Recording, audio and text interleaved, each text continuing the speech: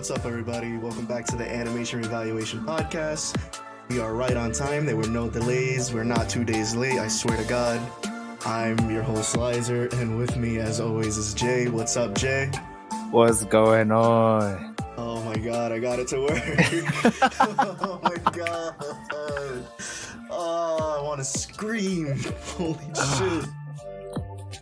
Oh my God. Bro, I fucking hate technology. I'm telling you, it only works when it wants to. Oh my God, my head hurts. Fucking OBS, dude. It was literally like in the stream settings, it's like here's your IP address and here's default. There's only one option there besides default, and it was like, nope, this is wrong. Huh? That's fucking beautiful. But we are currently live on a Sunday. Yeah. For further records, this probably won't happen that much. It'll probably be scuffed every once in a while where we have to.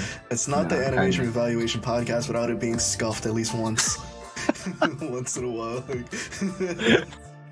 There's a certain charm to it. Oh yeah, absolutely. You know, nothing's perfect, and it's just nice when it's cursed. God. I actually have a headache, like. Oh man, we went through so much on Friday trying to get this done. It just would not work. Well, at least we got it to work.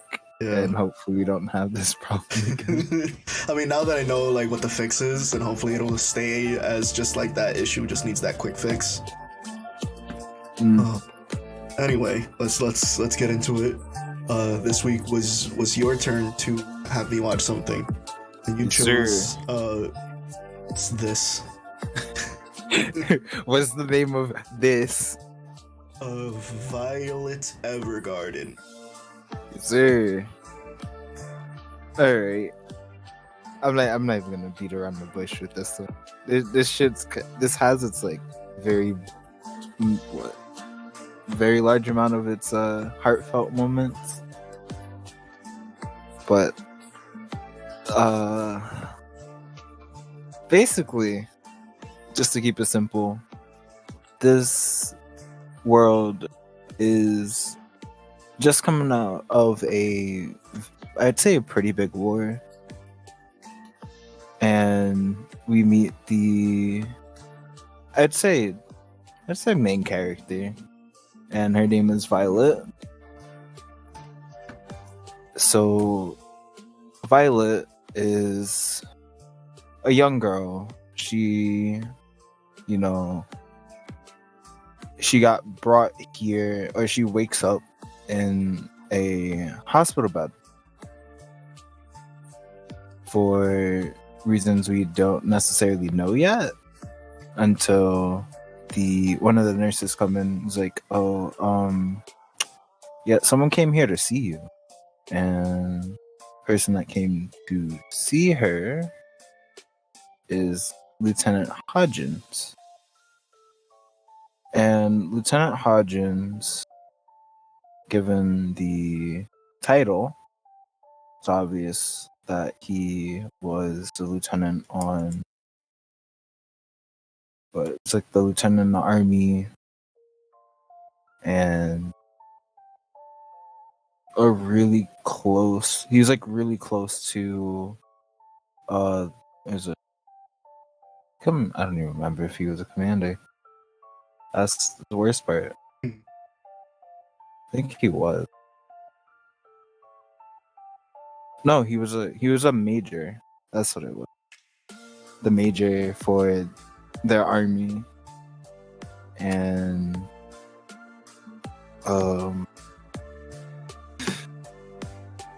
basically both of Violet's hands, or really her arms, are like wrapped up for the most part, and you really don't get to kind of know a whole lot about that.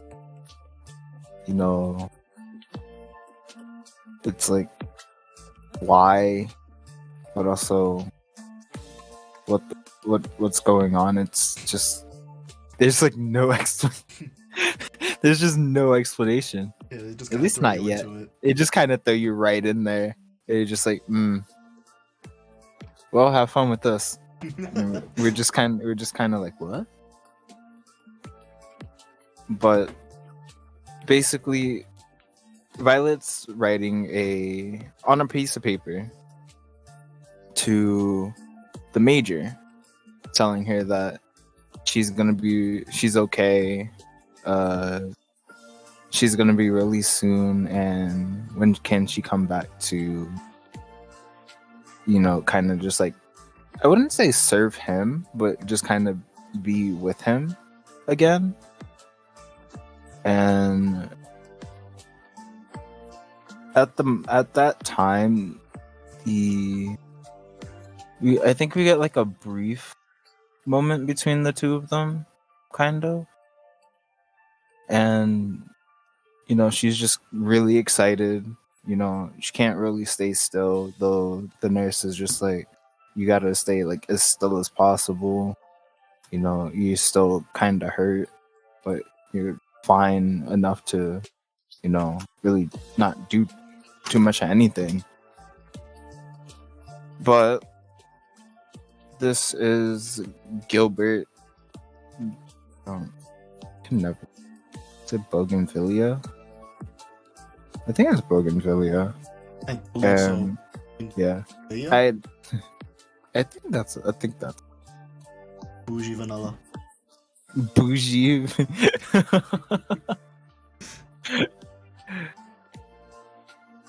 And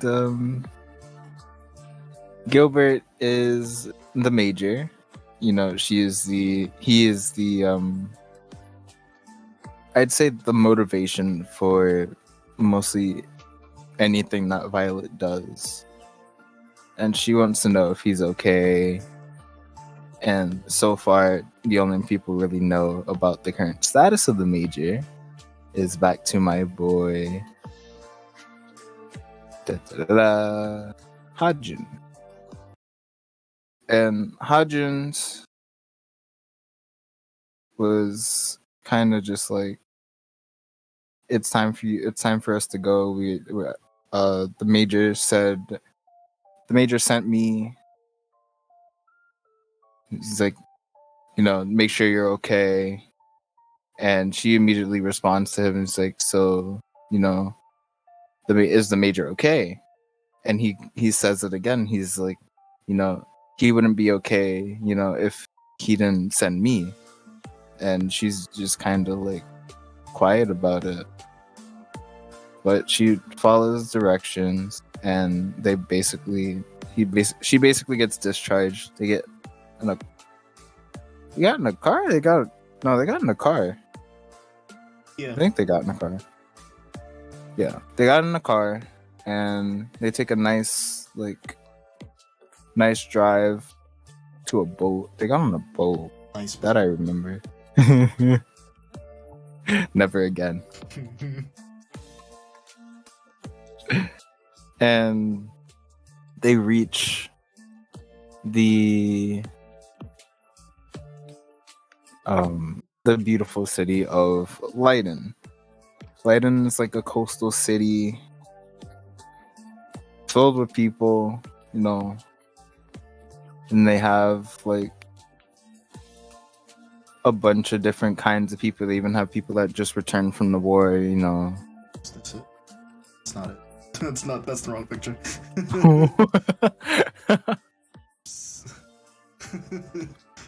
that one. That's later. later. That's later. You have a picture of Leiden? I don't think so. I got it. But they get to Leiden, and what is find it.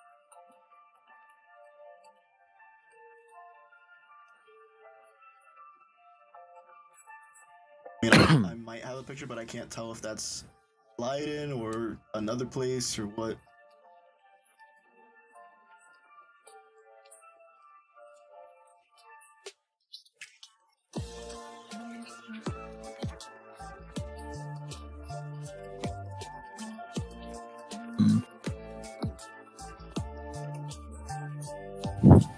Or which picture is that? Say. This one. Is that the same one that I just? Okay. Put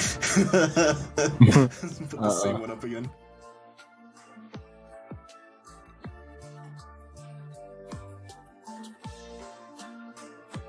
That's not right?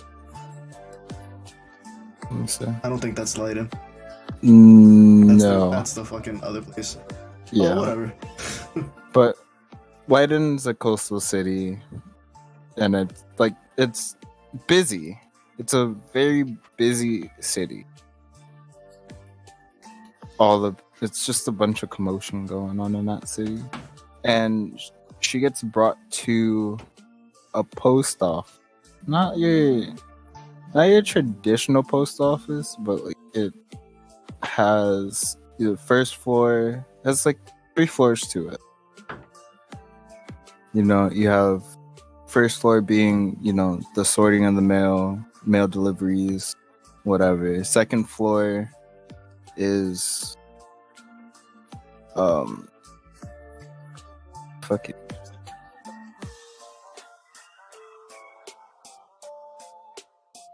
And it's like it's the dolls.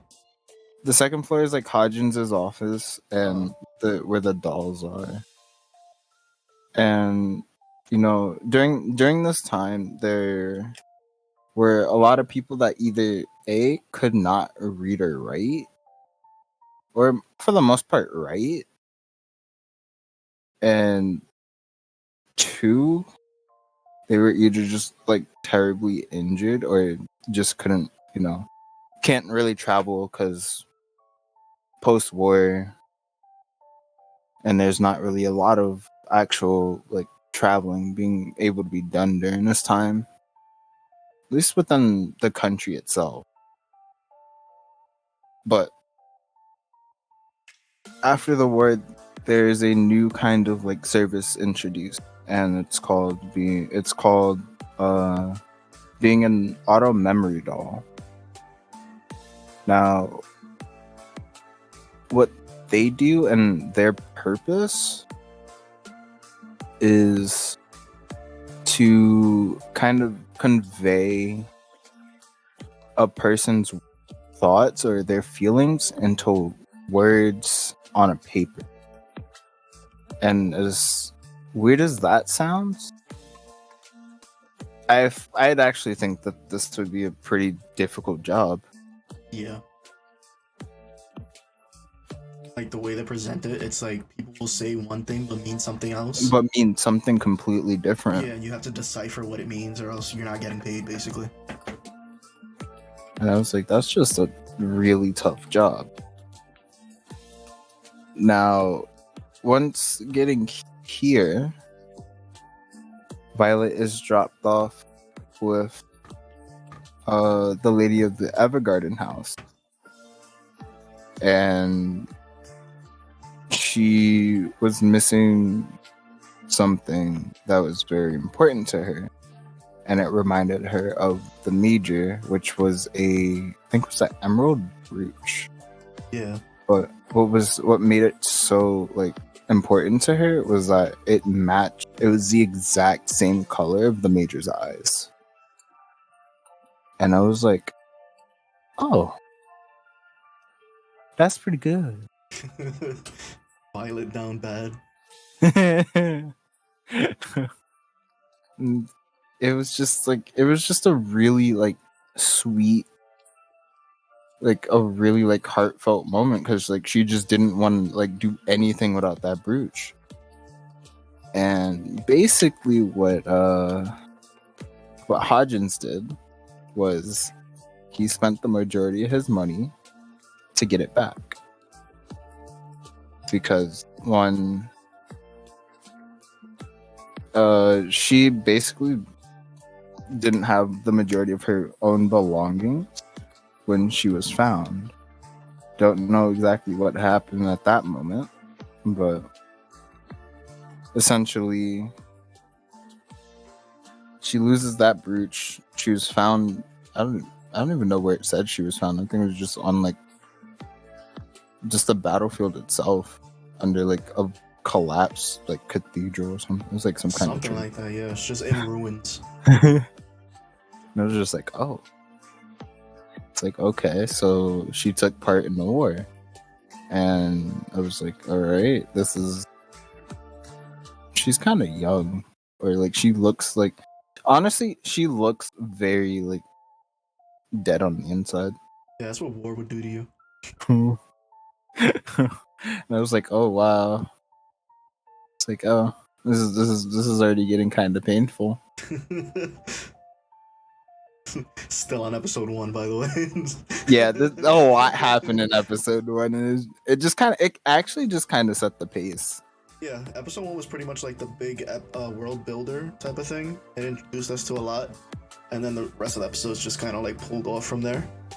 Yeah, like the rest of them was kind of like a new adventure an episode or something like that. pretty much. And it kind of ends with Violet not really wanting to stay in, you know, the Evergarden house. At least not like, she wanted to make sure that the Major was okay. She wanted to be by the Major's side, and Hodgins was just like, you should probably just, you know. Yeah, he's probably dead. Yeah, but he no just didn't want to. By the way, Yeah, at least from what I've seen. But you know, he's just been kind of just dodging the question every time she brings it up. Yeah. And you know, eventually, you know, something like this would actually get out. Don't know exactly if it got out yet, but she then goes on to like,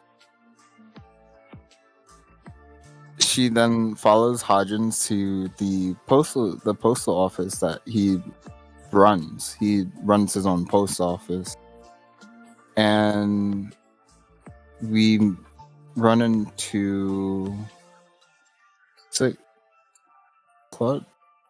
Is it Claude? Oh, No, it's Benedict. Yeah, I don't know why he looked. Why did I get Claude when I look at him? That's the boy Benedict Blue. Yeah. So Benedict Blue is I'd say a mail carrier of sorts. He's a postman. Yeah. And he's actually known Hodgins for a while before he made this post office.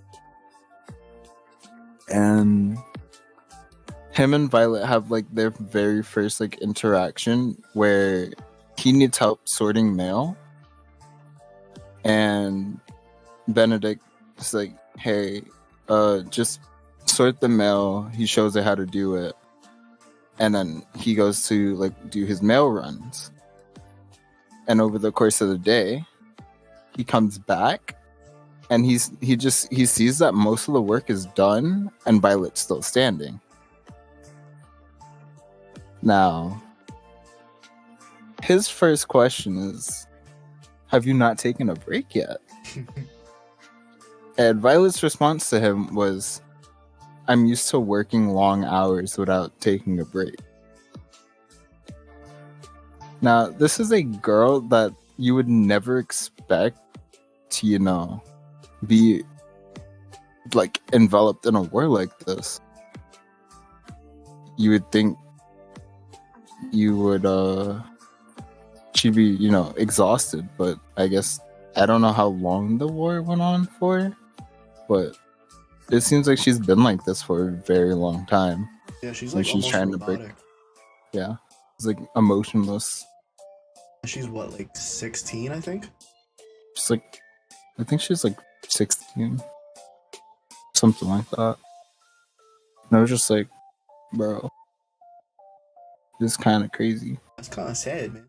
Yeah, big sad. He basically is like, listen, you get paid minimum wage. You need to take every break you can get.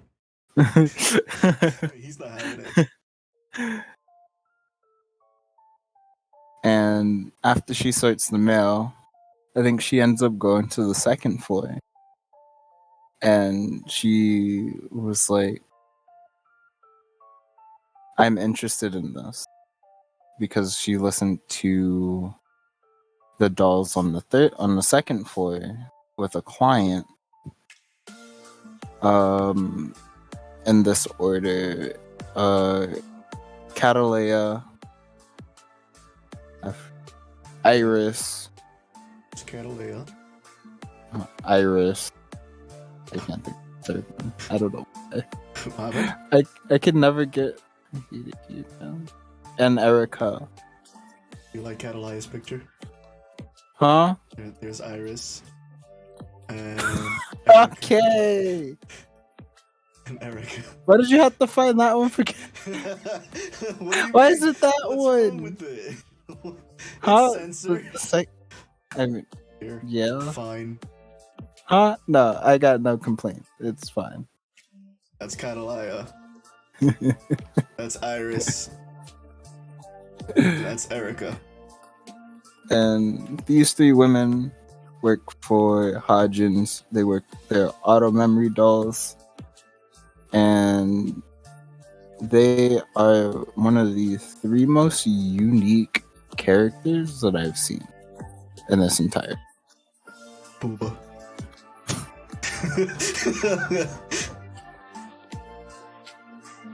That's my input.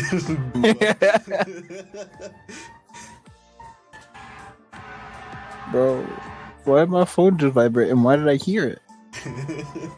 Bro. Yes, I know, Google, my birthday is around the corner. Thank you. But anyways,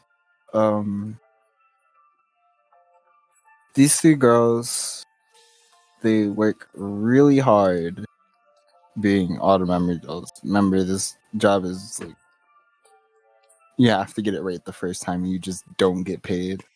They remind me of the what is it called? Like in courts, stenographer?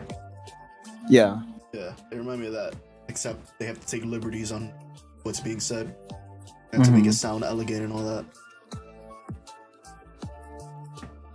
And I think she shadows I believe it was Erica. I think she does Erica and Iris. I think, yeah. That was the part where she like corrected Iris on something someone said. Iris got pissed off at her. Yeah, and the reason why Catalea wasn't like around for this is because she's actually the most popular doll in the postal company. So she's constantly always either out on calls or she's pretty much busy most of the time. And oh man, is like after watching two dolls just kind of work all day, Violet gets the idea that she wants to become a doll. And her reason for it, and it's honestly really fucking sad, is because she didn't understand the last words that she heard from the Major when they were together. And the Major told Violet, I love you. So Violet, not knowing what that means at all, was like, yeah, I'm gonna become a doll to find out exactly what this means. And wholeheartedly, I respect it. So she goes to school, and it's a weird way of like going to school. Right? It's your normal, like, I guess English class, but it's like spiced up. I don't know. I don't even know how to specifically to be a doll, like how to yeah type fast, type accurately, determine people's feelings. And she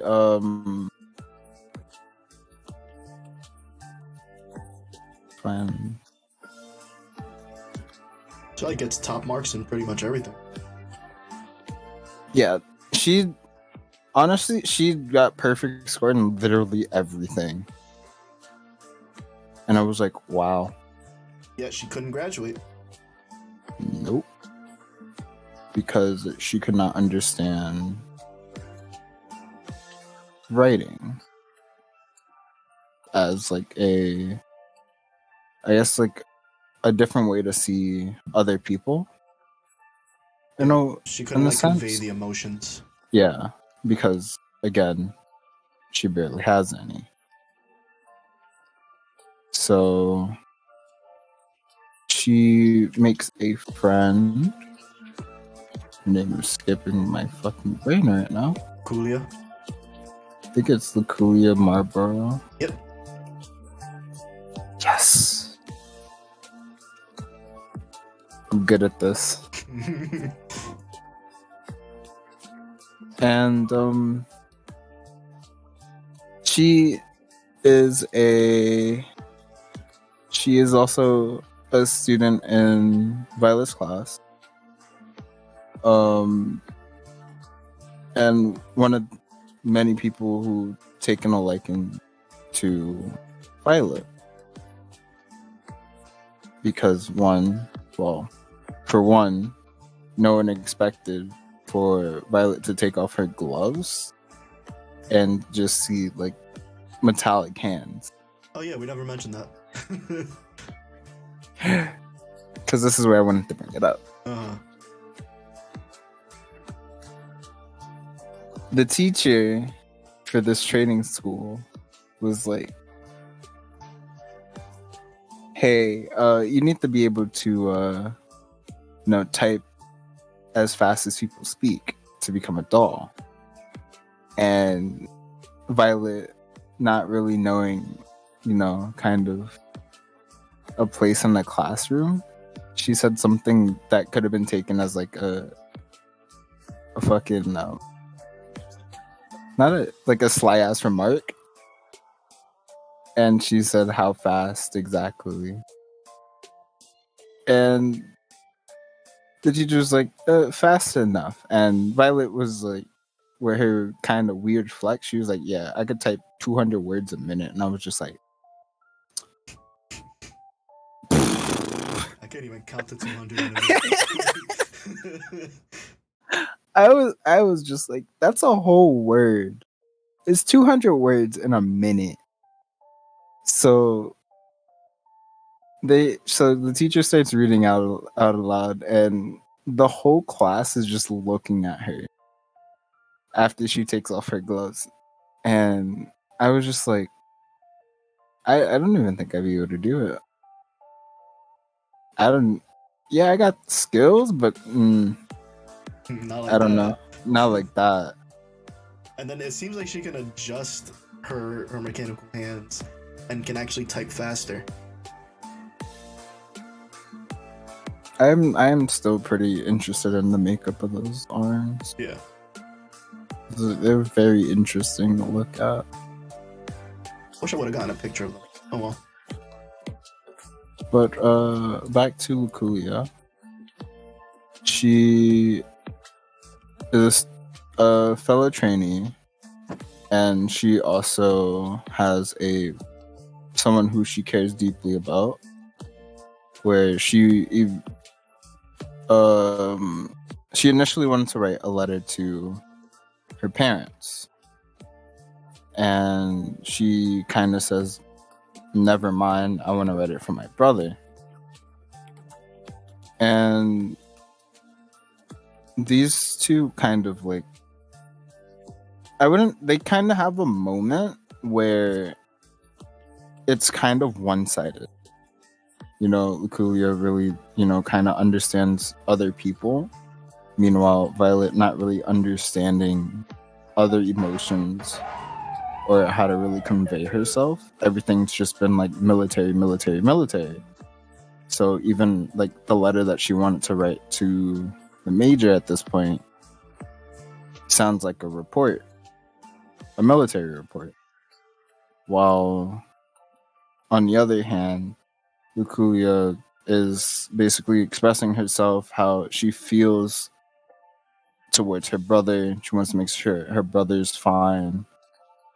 And especially after coming back from the war, he's been in like a drunken stupor. It's gotten really bad. And the way it still sounds really robotic. Because, again, the lack of emotions can only really do things one way. Mm. And I kind of found that a little tough. You know, I could see the struggle, but Violet doesn't see it as wrong. She never really like understands, you know, the emotions that you have to put into writing something and actually keeping it the same way on the paper. But graduation day hits. There was a few people who didn't pass, but Luculia was one of the people that did. She also got top marks and everything. Yeah, she was another person that got like perfect score in literally everything. And there was a highlight moment when she invites Violet to write, or is that? Yeah, she actually figured out where Violet would be hanging out, even though, you know, the classes weren't in session.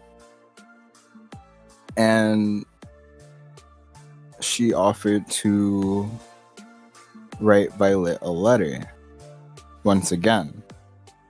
However, that idea didn't last so long, because instead Violet ended up writing Luculia a letter, a way better one, and something she was absolutely proud of and even would want to send to her own brother. And shortly after that,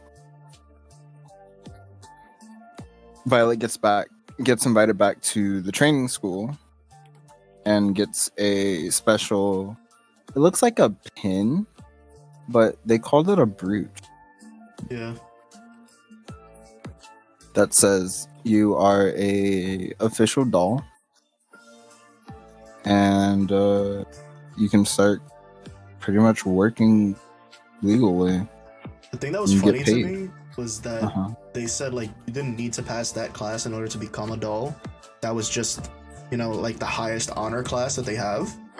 Mm-hmm. So she felt necessary, like, I have to do it. Yeah. And honestly, I respect that. Yeah. It's just... It's literally just a flex. Like, I graduated from the highest school where I don't even need to have a degree to get this job.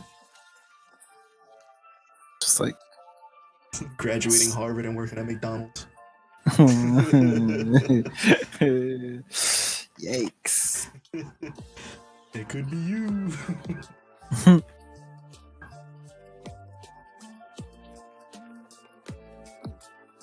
And I think this is where the story as a whole takes like a pretty nice leap, actually.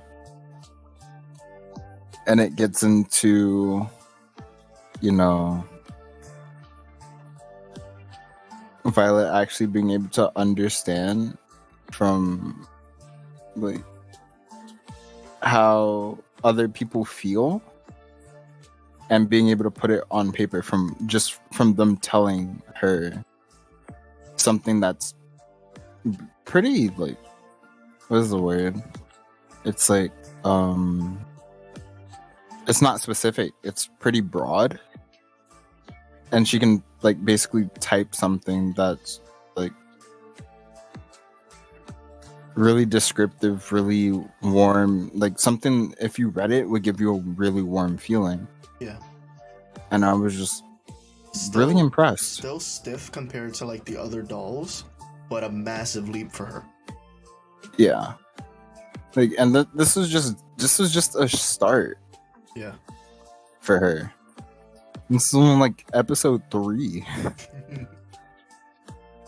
And Just, the funny thing is though, like the jump that you said, like it goes from her graduating and then like it kind of montages a little bit.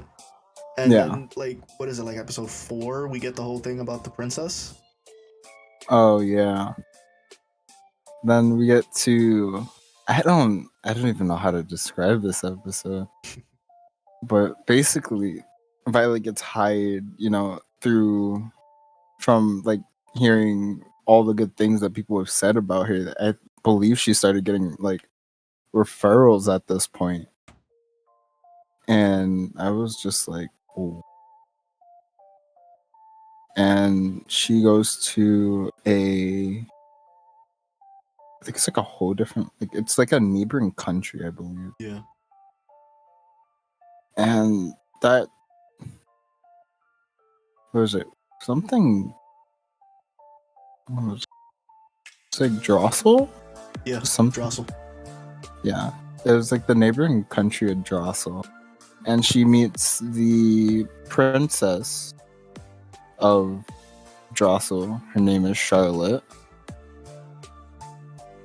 Bro, her name is a fucking mouthful too. Charlotte Abelfreya Drossel. Yeah, I still think that's a lot of syllables, bro. Especially that middle name, Abelfreya. Abelfreya. Yeah. And what she's sent to Drossel for is they kind of have dolls put out or write love letters to the public about each other so that, the marriage between the princess and the prince of Flugel, his name is Damien, so that it's kind of being, so that way it's a really big deal so that it can be sold kind of in quotation marks to the public of how much these two people really love each other. They actually like stage it so that people come up on like a little stage and read the letters out loud, and all the women are like, "Oh my god, he's so dreamy."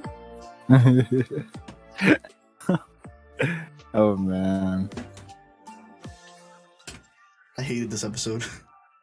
I couldn't wrap my head around this episode for like the life of me. I was like, "What the fuck, man?" Because it was really like back and forth. Because it really seemed like Charlotte really hated like the idea of this marriage. She even asked Violet, like, "Would you go through with this if there was no love in this relationship?" And I'm just like, hold on. I was like, okay, so she's against it. She doesn't love him. And she's like, and he's like 10 years older. So I'm like, she's 12. It was like, wait a minute. That means he's 22. I don't know about this one, Chief. But then it turns out that she actually like deeply loves him, and he feels like he doesn't love her. Like I said, really fucking weird. Yeah, all because really of the letters. Yeah. That twist. So, also, yeah, no, she's 14. 14? So he's 24. Yeah. That doesn't make it any better. No, but still underage and overage. There's just like, I don't know. She's like, I don't know. Charlotte kind of just, she confused me at first because it wasn't really like known what she actually wanted. She kind of seemed like an actual child, which she is. Yeah. And her, I think it's like the court maid, the court maid of the family. Her name is Alberta. She has to just constantly remind Charlotte who she is when Charlotte has her temper tantrum, or she starts crying, or she just kind of wants to laze around, which was a total mood. Yeah. I don't know. If I had a bed that big and not many pillows, yeah. No. Wait, hold up. Speaking of, can we talk about the fucking layout of that room? Bro, she got like 2 rooms. Yo, it's like they went in through the door and there was a whole bedroom with a bed there and everything. And it's like, oh, the princess isn't here. And then there's another door. And it's just the same exact bedroom again. And the princess is in bed and she's like surrounded by pillows and I think like stuffed toys. Yeah, I was like, oh wow.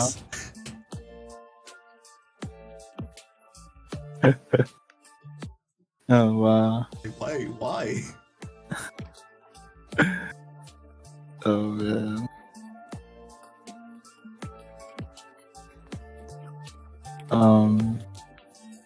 Yeah, Alberta acts as like her mother figure basically, while also trying to be the stern, like, you're the princess, you have to do this. I was confused of the status of her parents. Sometimes they would talk as if her parents were dead, and other times they're like, oh, your father's over here doing something. They were just unnamed. Yeah. I'm looking. It's just kind of weird. I don't know. They could be. They could not be. It just kind of was just like left up in the air. Yeah. And I think honestly, halfway through this episode, we were like, so if there were 2 dolls involved, who do you think is the other doll? Oh, we knew exactly who the other doll was. Booba. And it was Catalea. Like, oh, who's the one that's always being dragged out of the office because she's so popular? Oh. It even goes like, because Charlotte was saying like, oh, it doesn't sound like his words. It sounds so weird. He must have changed because of the war. And Violet's like, give me a second, hold on. And like off screen goes and talks to Catalaya. It's like, listen, you gotta drop this job, alright? I owe you a favor. And then we finally get like the prince's actual words to her, and they realize that they do love each other, blah blah blah. Still weird. Yeah, but I think the more wholesome part of that episode is that they started writing letters to each other, but they were doing them themselves. Yeah, it was nice. Nice little touch. Actually writing with a ink pen, like a feather pen. I still want to instead of the typewriter. Kind of want to do. I tried once. I wrote the paper with it. It was too sharp. Maybe I'll have better luck. I'm pretty heavy-handed, so. But and that job pretty much works out for her. Yeah. And then Catalina is just like, you owe me. He's like, I want steak. Yeah. I was just like, as you should. Yeah. Yes, queen. Whatever you want. I don't remember what episode 5 was. Episode 5. I think it was Iris going home. Really? I thought that happened earlier. Huh? I think that was. Oh. That'd have been fun. Actually. No. You know what was 5? It was 5 was where the prince and the princess. Oh, really? Yeah. That's what I thought. Well, we can talk about her going home. Yeah. So this episode, so Iris going home is episode 4. To the rice fields, motherfucker.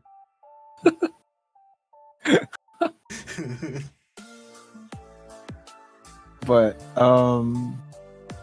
so Iris gets a I wouldn't say a unanimous, but it wasn't anonymous. I'm using it. She gets a request from her hometown, but it was from a name that she didn't really recognize. So, Iris being all excited, she starts walking down the step and has a little accident. Just a little one. Yeah, broken arm. Yeah, nothing to cry about. I mean, she took it pretty well. Yeah. She was more pissed off than anything. Yeah. And she needs someone to go with her. You know, a pretty accomplished doll in her own. And who else to go with Iris than Violet? And essentially, they take the ride to Iris's hometown, and they are met by Iris's parents. And, you know, Iris was very confused. She's like, so who is this? And her mom is just, yeah, you used like your grandmother's name. Like your great grandma. And Violet was just like, we don't do that. You're not allowed to use an alias. You have to use your real name. This contract is void, and then she was about to just leave. And I was like, oh. Like, okay, well, episode over. Run the credits.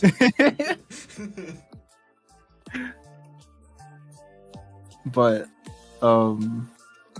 they end up getting the contract redone using the proper name, and the request was to issue invitation to Iris's birthday party.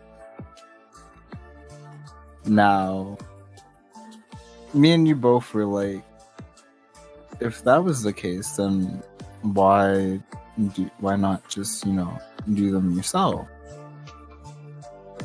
Because everyone's local. It's a small village. Yeah. And then we find out from Iris's mom that they used the request to get Iris to come home so that she could get married eventually. And that's when we were just like, oh.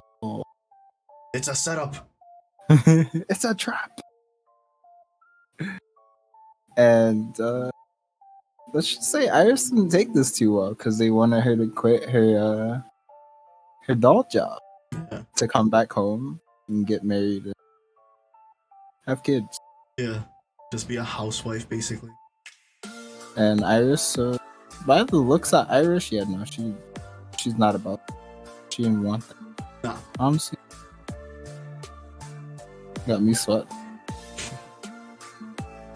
And she, like, keep in mind that she's just starting to take off in popularity. But even before she started taking off, she did not want to come back. Like, she was set on making her own plans in life.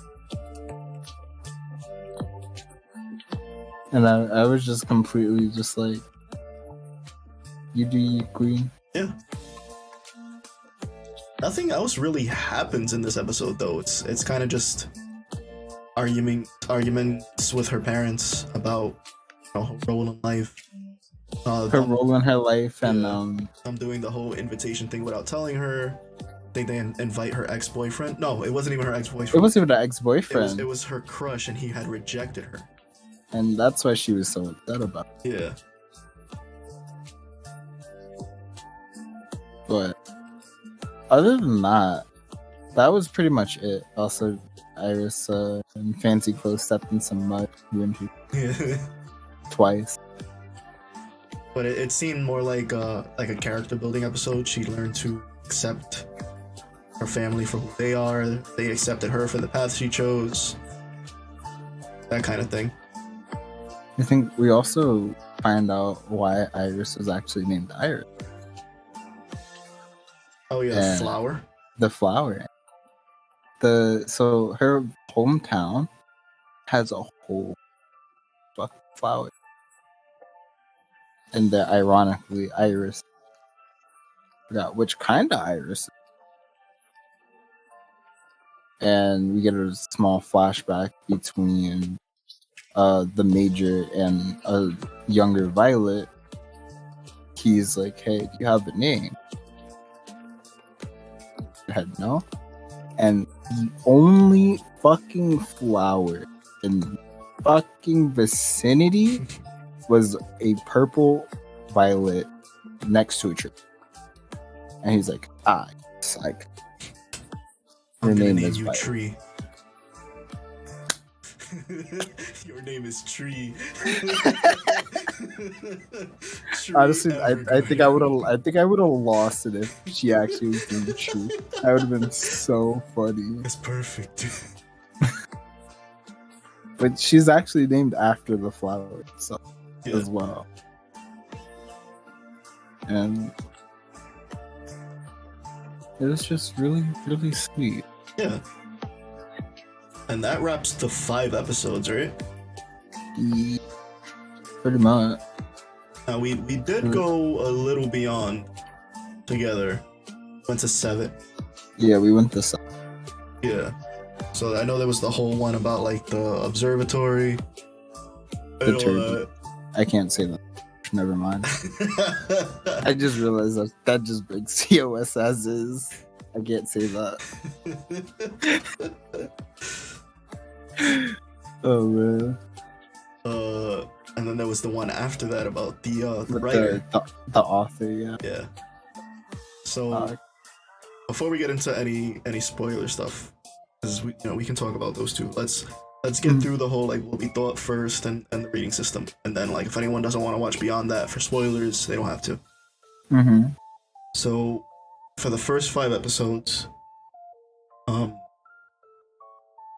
I would say just based on visuals, like how pretty this anime is, I would give it a 10. 100%. This would be a 10 out of 10 for me. It's so beautiful. Now, if we're going by story, I'd probably give it like a 7 for the 5 episodes, because although we get those like really heartfelt moments where like Violet is discovering things about the world and about herself, it's still kind of like very slow paced, and like I'm just not into that slow burn of a show. I think if it was a little bit more happening, I'd be upping it probably to like an 8 or a 9. Still very enjoyable though. Ironically, you say something about the animation. It's actually won like best animation on the Crunchyroll. Yeah, the animation's beautiful.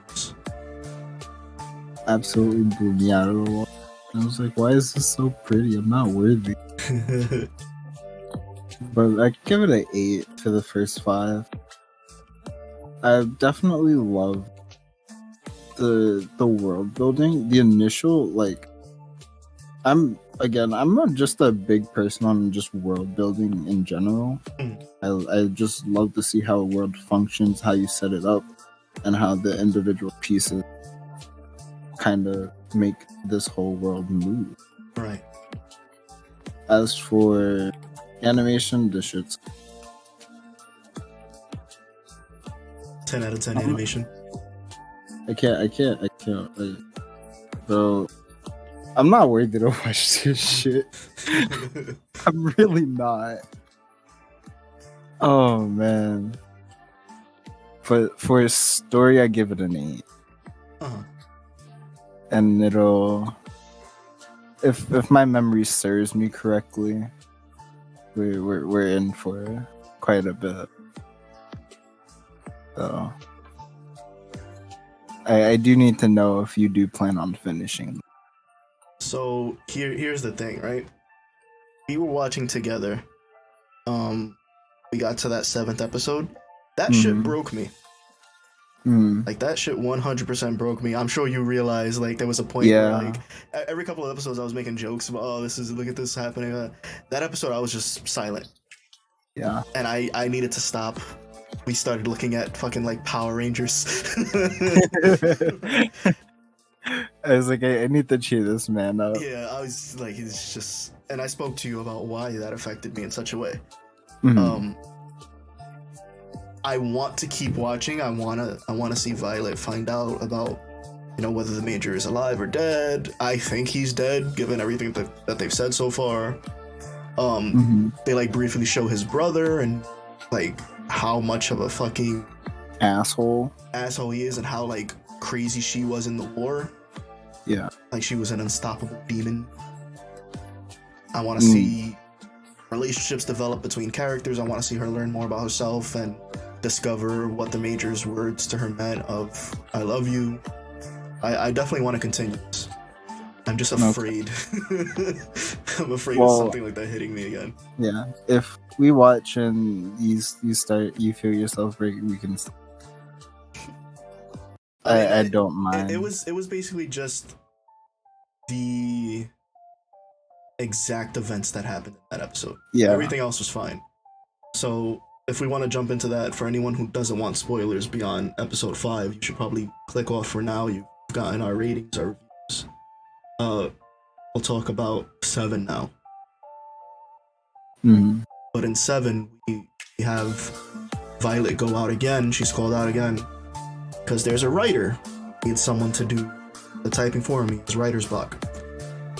So basically, he wants to come up with his story and have someone else jot it down for him. He's drunk. His house is a mess. He basically has her clean out the house for him and acting like a maid. She's like trying to make him breakfast. She doesn't even know how to cook. She like smashes eggs by accident, something like that. And to her, he's just this drunk dude that's just trying to write. And throughout the episode, we find out that he had a daughter, and he had basically based his book off of her. She was the main character. I think it's even the same name, right? Yeah. So I don't remember the daughter's name, but I know his name's Oscar. And she was, I believe, Olivia. So he was writing about her, and the book was going very well. She was super interested in the story he was telling, and then she ends up getting sick. And the way that they portrayed the sickness, it seemed like cancer. Mm-hmm. And it shows like him trying to write her story, and she's saying she's gonna, run across the water, the lake that's outside their home. And it gets to the scene like she gets sick, and he's her on the bench, holding her, and it seems like that was their last moment together. Mm-hmm. And from that moment on, he wasn't able to continue his story. She was gone. It's like he didn't have a reason to keep going, and even if he wanted to, he felt like nothing was ever good enough. Yeah. So for me, that really hit as a writer lost someone, and someone who was interested in the stories I was telling, and now I feel like the same thing, like nothing's ever of that level that would be able to, be good enough for her. And like the passion is gone from your craft, basically. And it really hit me hard. But in the episode, Violet finds the parasol that belonged to his daughter. And at first he like spazzes on her for even opening it up and using it. But eventually it gets to the point that he basically uses Violet as a replacement for his daughter. And he says something along the lines of like, maybe if you're able to complete her dream of running across the water, I'll be able to do this. And he says it like half joking, and Violet's just like, I bet. And she opens up the parasol, gets to the edge of the lake, and just books it. And she like jumps up and lands on like a single leaf in the water, and actually almost clears the entire lake. And he's stunned. And it's one of those like really beautiful, animated moments that we were talking about. And he's able to get his, creative block out of the way. Inspiration hits him. He's just like, thank you so much. You basically allowed me to see her dream completed. And it was just honestly, it was kind of like a really like, see, I could never, relate, but I can definitely empathize with a person. Or is it empathize or sympathize? Yeah. Sympathize. And because I'm honestly a really emotional person, I feel what other people feel around me, and if like I can tell when people aren't like in a really good mood.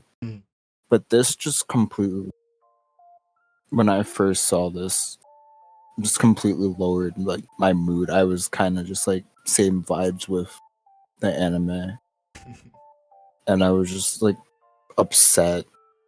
People walked in my rooms like, "Are you okay?" I was No. not. No. The same thing happened to me with fucking Sword Art Online when they had that one girl that was sick. Oh It was the God, same thing for me there. It was like I my can't. chest, I can't. my chest, bro. I can't peek. But after like a week recovery, I think I'm ready to continue it. I'll continue watching it. The one interesting thing that Oscar had said to Violet was that he was pretty sure that his daughter Olivia would actually look a lot like Violet if she grew up. Mm-hmm. And I was just like, she's probably drawn a certain way for certain reasons. And I feel like this was one of those reasons. Right. And I just she ends up just finishing that job. He's just super grateful. And Violet actually gets the same parasol from that his daughter had, and he was just like, you helped me out a lot. I'm feeling a lot better, and thank you, and you can have it. And I was my heart. And then we cried. I think I muted myself. I couldn't even during that episode. I couldn't even because I felt like if I like moved or did anything or tried to talk, I was just gonna break. So I just kind of stood there like hand over mouth and like tears falling. And then, like the episode ended and you just go, "You okay, bro?" It's like, no. You're like, all right, we'll stop here. But I am in fact very happy to hear that you want to continue this. Yeah, man, it's beautiful. Like it's not a super action oriented anime like I'm used to. Not too much happens, but the things that do happen are impactful, and you build a close relationship to pretty much every character, even the side characters. Like even characters we see from one episode, they do a really good job of building them up and making you empathize with them and seeing what life is like in this time frame that they're trying to portray here. Mm-hmm. Like everything about this anime is really beautiful.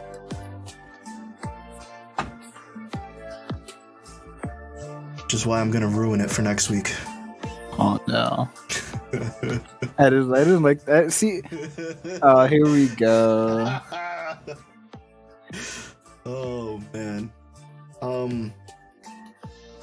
How do you feel about death? Sure. I don't know. It's the one thing I'm afraid of, but continue. It's like, where are you going with this, Lizer? Yeah. I'm afraid of death. What about murder? Can happen at any time, any place. So what I have planned for us for next week is it's a classic. Honestly. It goes by the name of Higurashi.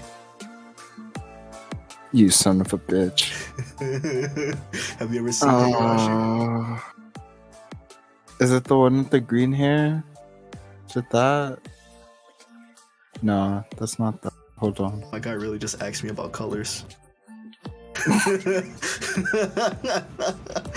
Listen, I forgot, okay? It is this. No. Now, this anime was recently remade, but also sequel, continuation. Every season of this anime is just basically a remake with like a different spin. But we're gonna watch the original. Uh-huh. Higurashi no Naku Koro ni, also known as When They Cry. This sounds super familiar. Dude, they're so adorable. Look at these two in the back. They're adorable. Nothing bad ever happens to them. Got an obviously main character dude. I'm sure he'll do fine. It's probably like a harem comedy anime. He'll be fine. I was born on a night. I was born on a day. Definitely not yesterday. I definitely remember this. I don't know why, but the first chick, she looks oddly familiar, and I do not like it. And that's the thing that kind of offsets me, is that I remember this somewhat, and my brain locked it away. The worst part is I don't think you're gonna continue past 5, but past 5 is where my favorite episode is. I don't remember exactly where. I'm gonna have to look for it, but my favorite scene happens beyond 5. I'm sure of that. Well, I mean, I'm gonna watch it anyways, because you know I like. Normally, I would be like no, but when it's something that is locked away for a certain reason, and I kind of want to know why now. So I guess I'm playing with fire this week. This is forbidden. Bro, my brain definitely was just like, because I recognized the first chick, and I was just, oh. So now I just had something just flashed in my brain. I saw like a small flashback, so now I'm very scared. Abandon all ye who enter here. Oh no. So all I can say is be prepared, alright? Yeah. My brain isn't prepared for this. I have a feel this looks completely normal, but I know it's not. I don't. What do you mean? It's fine. Don't worry about it. This better be like ghost stories. Yeah, you're just overthinking it. Don't worry about it. That's the problem.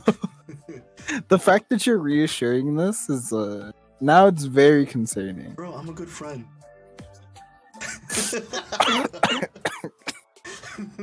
Goodbye, everyone. See you next week. Oh no. Bye. Bye bye.